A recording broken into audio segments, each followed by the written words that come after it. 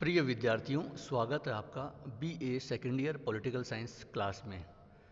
Political science विषय का जो विद्यार्थियों आपका सेकंड पेपर है भारतीय राजनीति व्यवस्था, उसके फिफ्थ चैप्टर पर हम डिस्कशन कर रहे हैं। और फिफ्थ चैप्टर आप देख पा रहे हैं, संघीय व्यवस्था एवं केंद्र राज्य संबंध, या आप इसको संघ राज्य संबंध भी बोल सकते हैं। तो विद्यार्थियों, संघीय व्यवस्था पर तो हमने विस्तृत रूप से विभिन्न वीडियोज़ के माध्यम से डिस्कस कर लिया है। आज इस वीडियो के माध्यम से हम केंद्र राज्य संबंधों पर चर्चा करेंगे। आगे के आने वाले कुछ वीडियोस में हम इस पर चर्चा करेंगे, क्योंकि बहुत महत्वपूर्ण टॉपिक है। पूरा चैप्टर काफ़ी महत्वपूर्ण, और मैंने आपको पहले भी कहा कि काफ़ी प्रश्न, कई तरीके से प्रश्न, हर तरीके से प्रश्न यहाँ से परीक्षा में पूछे जाते हैं, और कंपटीशन एग्ज़ाम के लिए भी ये चैप्टर काफ़ी महत्वपूर्ण है। तो संघीय व्यवस्था में तो हमने बात करी थी कि भारत में जो संघीय व्यवस्था का स्वरूप है, मॉडल, वो एक अलग तरह का है, एक अपने तरह का है। ठीक है, वैसा नहीं है जो एक प्योर संघीय जो अमेरिका, स्विट्जरलैंड, ऑस्ट्रेलिया में है। तो उस मॉडल की हमने बात कर ली और आपको समझ में आ भी गया होगा। अब जब केंद्र राज्य संबंधों की हम चर्चा करते हैं विद्यार्थियों, तो उसको हम अलग अलग भागों में, क्योंकि केंद्र और राज्यों के बीच यद्यपि शक्ति का विभाजन तो कर दिया है संविधान ने, ठीक है, लेकिन उनमें सहकारिता और सहभागिता जरूरी है अगर एक व्यवस्था को चलाना है बेहतर ढंग से।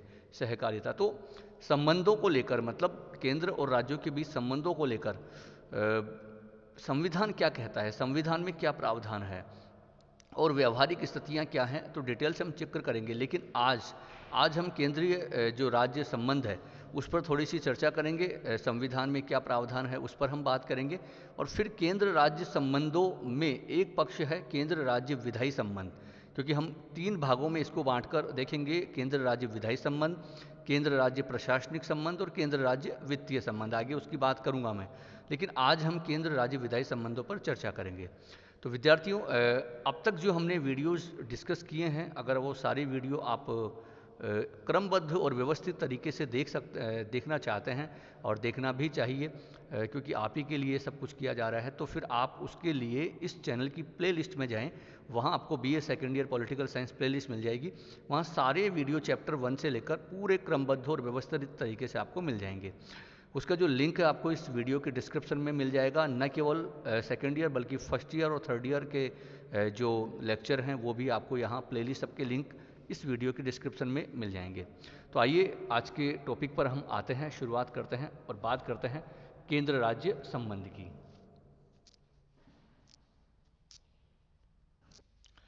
विद्यार्थियों, आप देख पा रहे हैं बहुत महत्वपूर्ण बात जब हम केंद्र राज्य संबंधों की करते हैं, तो सबसे जो पहली लाइन आप देख पा रहे हैं, और ये आपके पिछले जो टॉपिक्स हमने जिक्र किए उस पर आपको पता लगा होगा कि जो केंद्र भारत का जो संविधान है, उसमें एक अपने तरह का एक संघीय जो मॉडल है उसकी व्यवस्था की गई है। अपने तरह से मतलब यहाँ पर क्या है, अपने तरह के वही कि हमारे यहाँ पर जो एक फेडरलिज्म शब्द नहीं बल्कि यूनियन ऑफ स्टेट शब्द यूज किया गया है संविधान में, क्योंकि जो संविधान में जो संघीय व्यवस्था का एक अलग मॉडल है जिसमें एकात्मकता की जो व्यवस्थाएं भी हैं और संघात्मक जो संघीय व्यवस्था जो विभाजन है केंद्र और राज्यों के बीच, या संघीय जो व्यवस्था होती है उसकी विशेषताएं भी हैं, उसके लक्षण भी हैं। ठीक है, तो एक अपने स्वरूप में ये संघीय है, और वहाँ पर शक्तियों का बाकायदा विभाजन है। उसमें कार्यपालिका शक्ति भी विभाजित है, विधायी शक्तियाँ भी विभाजित है और वित्तीय शक्तियाँ भी विभाजित है। तो इनके आधार पर आगे संबंधों का भी हम जिक्र करेंगे। हालांकि केंद्र भी अपने क्षेत्र में स्वतंत्र है, मतलब उसको जो पावर दी गई है संविधान के द्वारा, और राज्यों को जो पावर दी गई है संविधान के द्वारा राज्य सूची के माध्यम से, उस मामले में वो भी अपने जो क्षेत्राधिकार में या अपने जो क्षेत्र में वो स्वतंत्र है कार्य करने के लिए। लेकिन जो एक संघीय व्यवस्था को प्रभावी बनाने के लिए, ठीक है, प्रत्येक कार्य सुचारू रूप से चले, तो उसके लिए जो दोनों के बीच एक अधिकतम सहभागिता और सहकारिता आवश्यक है। उसके बिना एक बेहतर व्यवस्था या बेहतर मॉडल स्थापित नहीं हो सकता, और वो कोशिश हमारे संविधान के द्वारा ही की गई है कि केंद्र और राज्यों में शक्तियों का विभाजन करते हुए एक समन्वय बिठाया जाए, एक संबंधों को स्थापित किया जाए और संविधान में बाकायदा बता दिया गया कि किस प्रकार एकात्मक जो प्रावधान है केंद्र कहाँ कहाँ किस किस तरीके से राज्यों में हस्तक्षेप कर सकता है और राज्य स्वतंत्र रूप से क्या कार्य कर सकते हैं। ठीक है, अगर केंद्र राज्य संबंधों के लिए संविधान में जो प्रावधान है आप देख पा रहे हैं कि अनुसूची 7 में आपको ध्यान है कि हमने 3 जो सूचियों में विभाजित किया था और अवशिष्ट वैसे की हमने बात की थी, संघ सूची, राज्य सूची, समवर्ती सूची, उनकी जो बात की थी हमने, आगे हम और बात करेंगे हालांकि उसकी, अभी इस वीडियो में भी डिटेल से करेंगे। तो ये जो विभाजन है अनुसूची 7 में, ठीक है, और भाग 11 और 12 में केंद्र राज्य संबंधों, तो कुल मिला के अनुसूची 7 भाग 11 और 12 वहाँ केंद्र राज्य संबंधों पर बात की गई है संविधान के द्वारा। ठीक है, तो संविधान की व्यवस्था के आधार पर अगर हम देखें तो केंद्र और राज्य संबंधों को 3 भागों में विभाजित हम करके देख सकते हैं, और जैसा कि मैंने अभी आपको बताया भी है। और वो पहला केंद्र राज्य विधायी संबंध, केंद्र राज्य प्रशासनिक संबंध और केंद्र राज्य वित्तीय संबंध। ठीक है, तो ये कुछ बेसिक पृष्ठभूमि केंद्र राज्य संबंधों को लेकर आपको जाननी जरूरी है। अब जो मुख्य हम बात करेंगे आज, जो हमारा मुख्य टॉपिक है केंद्र राज्य विधायी संबंधों की हम बात करेंगे। इसको लेकर आगे आने वाली जो 2-3 स्लाइड में हम अलग अलग तरीके से देखेंगे कि किस प्रकार संविधान में जो शक्तियों का विभाजन किया गया है और फिर केंद्र और राज्यों के बीच जो संबंधों को किस प्रकार डिफाइन किया गया है, संविधान के अंतर्गत कौन कौन से जो आर्टिकल में क्या क्या प्रावधान किए गए हैं। आइए देखते हैं।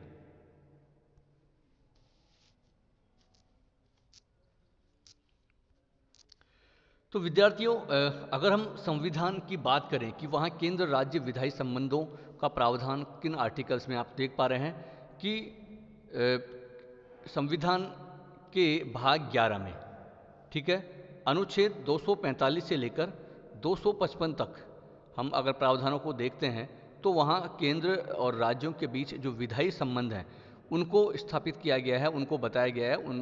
उस आधार पे वहाँ पर जो प्रावधान है उस आधार पे हम देख सकते हैं। तो ये आर्टिकल बड़ा महत्वपूर्ण है विद्यार्थियों, और आपको इस पेपर की एक खूबी है कि जहाँ जहाँ आर्टिकल है कम से कम मुख्य रूप से, तो वो ज़रूर आपको अपने आंसर में यूज भी करनी चाहिए, याद भी करनी चाहिए।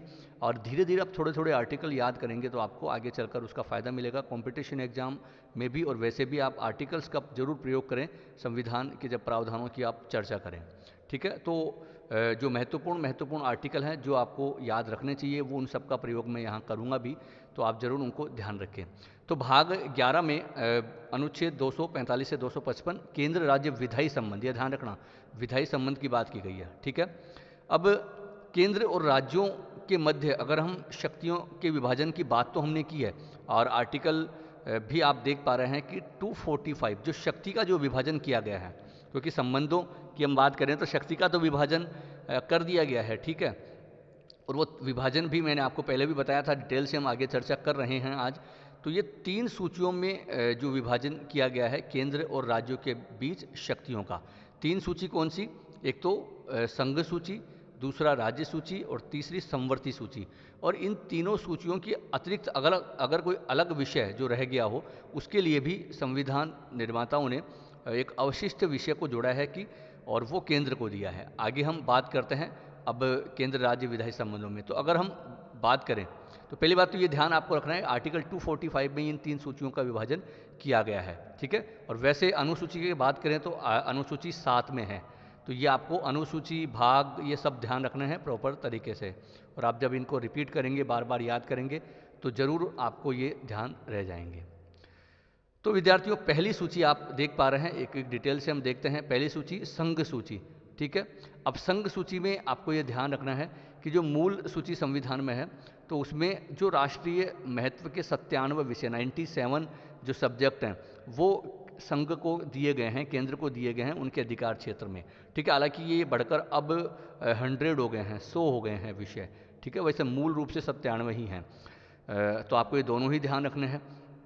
अब संघ सूची में कौन से विषय राष्ट्रीय महत्व के, मतलब जिन विषयों का प्रभाव जो पूरे देश के लिए हैं, तो वो विषय भी आप देख पा रहे हैं कि जो प्रमुख विषय, जो उदाहरण मैंने यहाँ पर दे दिए, सारे तो आपको याद नहीं करने, लेकिन जो उदाहरण मैंने आपको यहाँ दिए हैं वो जरूर आपको ध्यान रखना। जैसे विदेशी संबंध मामले हैं, अगर जो अन्य राज्यों के साथ संबंधों को, हालांकि समझाने की इसमें ज़रूरत नहीं है, बस एक उदाहरण है, ये आपको ध्यान रखना है। विदेश, रक्षा, बीमा, डाक तार, नागरिकता, रेलवे, जो संचार, मुद्रा, तो ये सब जो उदाहरण आप देख पा रहे हैं, ये सब संघ सूची के मामले हैं। इन पर केंद्र सरकार कानून बनाएगी, कोई राज्य सरकारें कानून नहीं बनाएगी। ये आपको विद्यार्थियों ध्यान रखना है। इसमें से जितने उदाहरण आप याद कर सकते हैं वो कर ले, मैंने कुछ महत्वपूर्ण उदाहरण यहाँ दे दिए गए हैं, ठीक है। कई बार कंपटीशन एग्जाम में पूछ लिए जाते हैं एक एक उदाहरण। भाई पर्टिकुलर सपोज करो आपसे पूछ लिया गया कि जो जनगणना है, वो किस सूची का मामला है, मैं उस पर कानून कौन बना सकता है, तो वो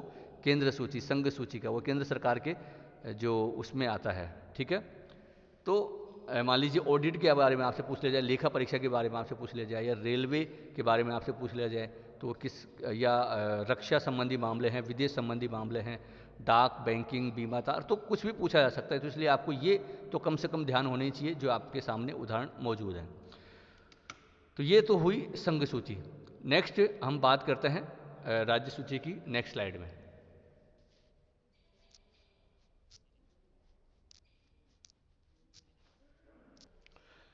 विद्यार्थियों, आप सामने देख पा रहे हैं राज्य सूची और संवर्ती सूची। अब राज्य सूची में विषयों की हम बात करेंगे, लेकिन यहाँ थोड़ी सी मिस्टेक आप स्लाइड में देख पा रहे हैं। ये शायद कौन कौन तकनीकी खामी यहाँ हुई है, ठीक है, मैं इसको ठीक कर देता हूँ। विद्यार्थियों, आप नोट करते समय ध्यान रखें, एक बहुत बड़ी गलती यहाँ पर हुई है। तो राज्य सूची में जो आप सामने देख पा रहे हैं कि जो मूल रूप से स्थानीय महत्व के 66 विषय यहाँ बताए हुए हैं, और बाद में 42वें संविधान संशोधन 1976 में इसको 61। तो ये एक्चुअली में राज्य सूची के नहीं है, उल्टा हो गया। जो राज्य सूची के विषय हैं वो तो संवर्ती सूची में लिख दिए गए हैं, और संवर्ती सूची के जो विषय हैं वो राज्य सूची में लिख दिए गए हैं। सॉरी विद्यार्थियों, बिल्कुल सही है, स्लाइड में आपके यहाँ ठीक है, शायद मेरे यहाँ पर कुछ तकनीकी खामी है। तो खैर थोड़ा सा डिस्टरबेंस आपको हुआ, इसके लिए सॉरी। तो बिल्कुल आपकी जो दिए हुए हैं ये बिल्कुल सही हैं, आप ये ही याद रख सकते हैं। थोड़ी सी यहाँ टेक्निकल प्रॉब्लम हुई मेरे यहाँ पर लैपटॉप में, तो ये बिल्कुल सही दिया हुआ है, तो आप ध्यान रखें, बेझिझक होकर इसको आप नोट कर सकते हैं। तो राज्य सूची में मूल विषय, आप देखिए यहाँ पर छोटी छोटी बातें आपको जरूर ध्यान रखनी है कि राज्य सूची में जो विषय हैं मूल रूप से तो 66 विषय थे, ठीक है, मूल रूप से मतलब संविधान में, और वो कौन से, स्थानीय महत्व के। अब स्थानीय महत्व का मतलब जो राज्य के स्थानीय मामले हैं, क्योंकि वो राज्य सूची के अंतर्गत आते हैं, और ये उदाहरण भी आप यहाँ देख रहे हो। तो ये 66 विषय संविधान के द्वारा दिए गए थे, लेकिन 42वें संविधान संशोधन 1976 के द्वारा इन विषयों को घटा दिया गया, और उसमें 61 विषय वर्तमान में हैं। तो आपको ये मूल और वर्तमान दोनों के ध्यान रखना है। तो प्रमुख जो विषय हैं वो आप उदाहरण जरूर ध्यान रखें, जो एक तो कानून व्यवस्था है, न्याय प्रशासन है, पुलिस, जेल, सार्वजनिक स्वास्थ्य, कृषि, पशुपालन, अस्पताल। तो ये सारे जो कुछ विषय उदाहरण आप दे रखे हैं, जितना आप याद कर सकते हो जरूर आप याद कर लें। तो ये जो विषय हैं ये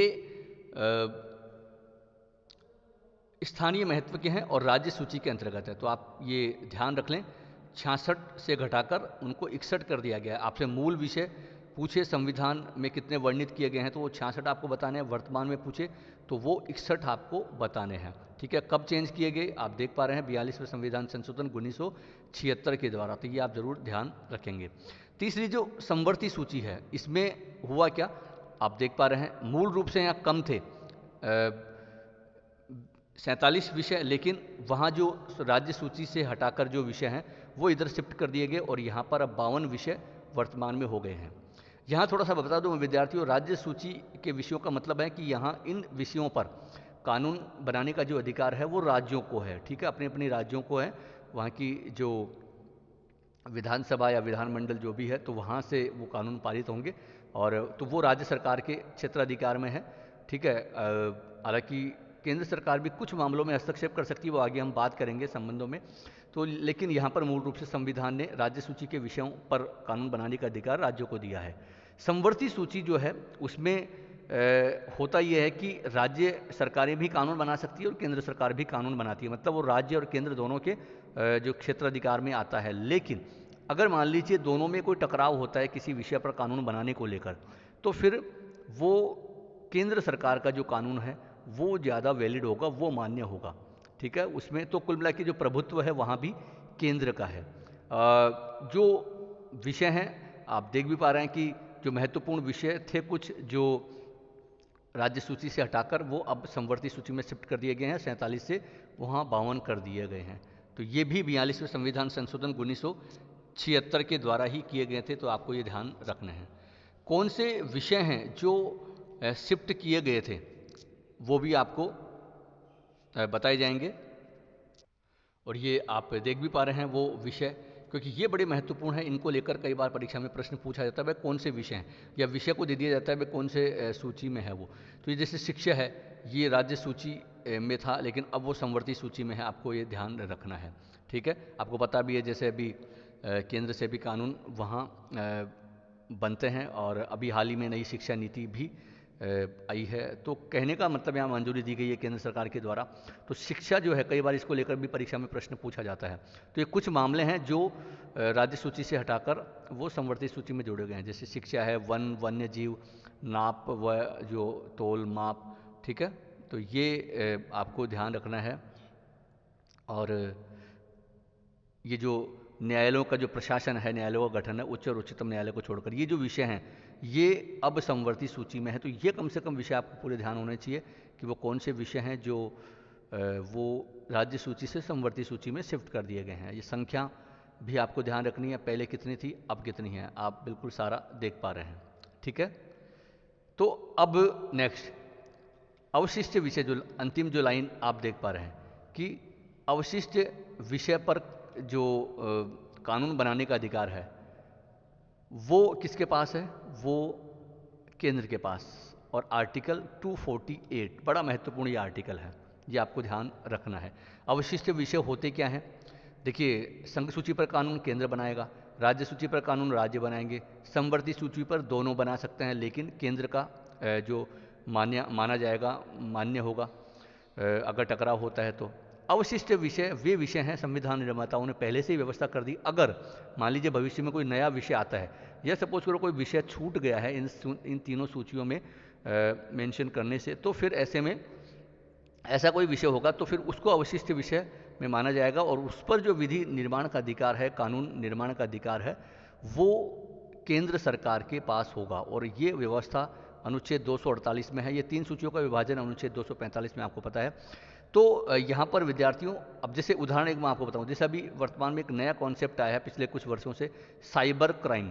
ठीक है, एक नया विषय ये आया है, अब ये अवशिष्ट सूची का विषय है, क्योंकि ये नया है, पहले जब ऐसा कुछ था ही नहीं, इतना इंटरनेट का विकास नहीं हुआ था, लेकिन एक नया विषय, तो इस पर कानून बनाने का अधिकार अवशिष्ट विषय के रूप में ये केंद्र के पास आ गया है, क्योंकि ये अवशिष्ट विषय है।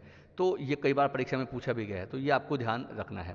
तो ये तीनों सूचियों का जो विभाजन है विद्यार्थियों, आपको पता लग गया होगा। अब ये जो शक्तियों का विभाजन विद्यार्थियों जो किया गया है वो तो ठीक आपने देख लिया संविधान के द्वारा, एक सामान्य काल में जो व्यवस्था की गई है। लेकिन कुछ विशेष परिस्थितियां भी हैं, जब केंद्र राज्य संबंधों की हम बात करें, ठीक है, लेकिन कुछ असाधारण परिस्थितियां भी हैं, कुछ ऐसी विशेष परिस्थितियां भी हैं जिनमें फिर किस प्रकार क्या क्या व्यवस्थाएं हैं कानून बनाने की, या जो केंद्र और राज्य के बीच शक्ति विभाजन को लेकर। आइए देखते हैं नेक्स्ट स्लाइड में।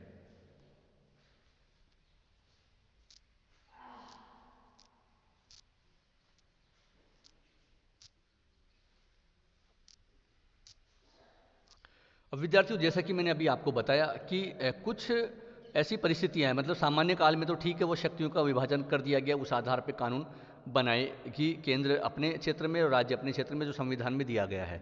लेकिन कुछ ऐसी विशेष परिस्थितियां भी हो सकती हैं या आ सकती है, असाधारण परिस्थितियां भी हो सकती है, उसमें फिर जो विधायी शक्तियों का जो बंटवारा है, या फिर जो किस प्रकार संसद है या केंद्र है वो राज्य सूची के विषयों पर भी कानून बना सकती है, वो परिस्थितियां क्या हैं, 5 परिस्थितियां यहाँ पर दी गई है, आप देख पा रहे हैं। ठीक है। पहला, राज्यसभा के द्वारा आर्टिकल 249 में बहुत महत्वपूर्ण व्यवस्था है ये कि राज्यसभा के द्वारा पारित प्रस्ताव पर, मतलब ये क्या प्रावधान है। देखिए आर्टिकल 249 ये बहुत बार परीक्षाओं में विद्यार्थियों को पूछा जाता है। आर्टिकल 249 क्या कहता है? ये इसमें ये व्यवस्था है कि अगर मान लीजिए कोई भी राज्य सूची का विषय है, उस पर केंद्र को कानून बनाना है, तो फिर क्या होता है कि क्योंकि संसद का जो उच्च सदन है राज्यसभा, वो वैसे तो राज्यों का प्रतिनिधित्व करता है, लेकिन केंद्र के अंतर्गत है, मतलब संसद का जो उच्च सदन है वो। तो विद्यार्थियों, अगर मान लीजिए राज्यसभा कोई भी राज्य सूची के विषय को राष्ट्रीय महत्व का विषय घोषित कर सकती है वो इस आर्टिकल के तहत 249 के तहत किसी भी राज्य सूची के विषय को राष्ट्रीय महत्व का विषय घोषित करके, और वो कैसे जो राज्यसभा अपने जो कुल बहुमत और उपस्थित सदस्यों के 2/3 बहुमत के द्वारा ऐसा वो कर सकती है।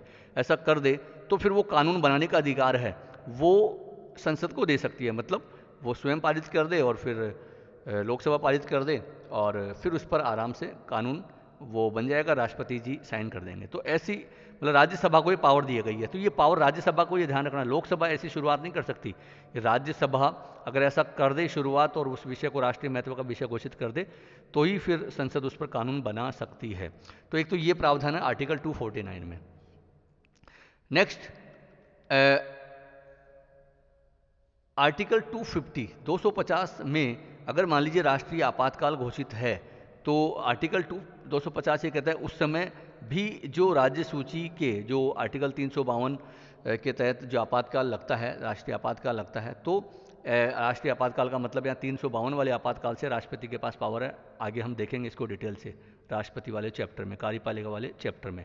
तो आपको ये पता भी है, छोटी क्लासों में आपने पढ़ा है कि राष्ट्रपति के पास जो आपातकालीन शक्तियाँ हैं, तो उस समय जब आपातकाल लगता है तो राज्य सूची के विषय पर भी जो कि संसद है, केंद्र है, वो कानून बना सकता है। ये 250 में ये व्यवस्था है। ठीक है।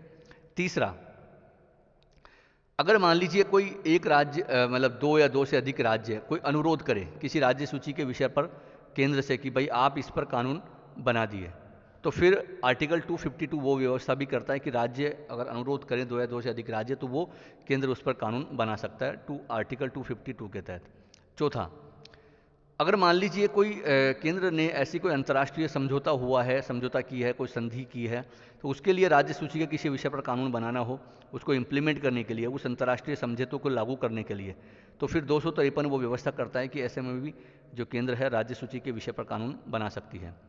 पांचवा आप देख पा रहे हैं, अगर मान लीजिए 356 के तहत अगर मान लीजिए किसी राज्यों में राष्ट्रपति शासन लगता है तो फिर अनुच्छेद 255 के तहत, ये प्रावधान 255 में है, वो 255 के तहत उस राज्य के राज्य सूची के विषय पर भी केंद्र सरकार जो है वो कानून बना सकती है।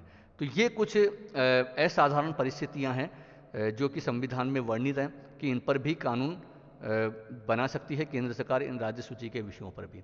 तो विद्यार्थियों, इन जो सामान्य परिस्थितियों और असाधारण परिस्थितियों के द्वारा पूरा जो केंद्र राज्य संबंध है वो आज हमने देखा। तो विद आर्टिकल पूरा संवैधानिक प्रावधानों के तहत सारा, अगर परीक्षा में आपसे प्रश्न पूछा जाता है और पूछा जा सकता है अलग अलग तरीके से, छोटे प्रश्न भी इनमें से पूछे जाएंगे, बड़े भी पूछे जाएंगे, 5 नंबर के भी, तो आप आराम से जिस तरीके से प्रश्न पूछा जाता है उस तरीके से अटेंड करके आप अपने आंसर को लिख सकते हैं और सही रूप से प्रेजेंट कर सकते हैं। आर्टिकल का ज़रूर प्रयोग आप करें, इनको याद रख लें, बार बार रिवाइज करेंगे तो आपको याद हो जाएंगे। तो विद्यार्थियों, बस आज के लिए तो इतना ही।